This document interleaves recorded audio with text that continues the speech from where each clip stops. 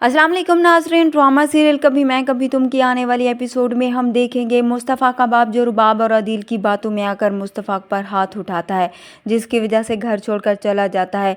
तभी वो अंदर ही अंदर बहुत परेशान होता है क्योंकि इन दोनों के जाने से घर में खामोशी छा जाती है। अब रुबाब भी अपना मकसद पूरा होने के बाद दोबारा उस घर में नहीं आना चाहती थी। जब अदील उसे घर जाने का कहता है तो वो साफ मना कर देती है। उसे कहती है तुम्हें जाना है तो जब मैं मज़ीद अब उस घर में नहीं रह सकती। अदील रुबाब को समझाने की कोशिश करता है कि हम अब्बा को अकेले नहीं छोड़ सकते क्योंकि ना ही मुस्तफ़ा और ना ही शर्जीना उसका ख्याल रखने के लिए वहाँ पर हैं। तो अब रुबाब अदील से कहती है तुम्हें वहाँ रहना है तो रखो उनका ख्याल, मगर मुझे इसके अलावा और भी बहुत से काम हैं। इस तरह से अदील जब घर वापस आता है तो शगुफ्ता बेगम भी परेशान होती है।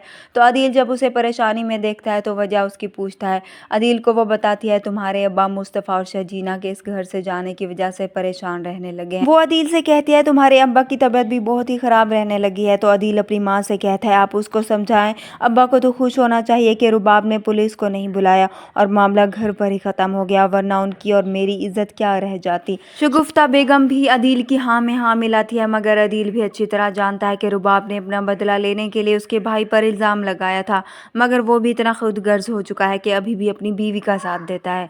दूसरी तरफ हम देखेंगे मुस्तफ़ा और शर्जीना जिस मोहल्ले में रह रहे हैं वहाँ उन्हें बहुत सी परेशानियों का सामना करना पड़ रहा है क्योंकि बात बात पर वहाँ की औरतें लड़ाइयों पर उतर आती है। शर्जीना और मुस्तफ़ा जब घर का कुछ सामान लेकर वापस आ रहे होते हैं तो मोहल्ले के कुछ शरारती बच्चे खेल रहे होते हैं, तो उनकी बॉल आकर मुस्तफ़ा को लगती है। मुस्तफ़ा जब उन्हें डांटता है तो उस बच्चे की माँ आकर मुस्तफ़ा को धमकियाँ देने लग जाती है, जिस पर अब शर्जीना मुस्तफ़ा को लेकर वहाँ से चली जाती है। मुस्तफ़ा बहुत परेशान बैठा होता है। शर्जीना आकर मुस्तफ़ा से कहती है क्यों परेशान बैठे हो, वहाँ पर घर हमें मिल चुका है, बाकी सब कुछ भी ठीक हो जाएगा, हम दोनों मिलकर सब कुछ ठीक कर लेंगे।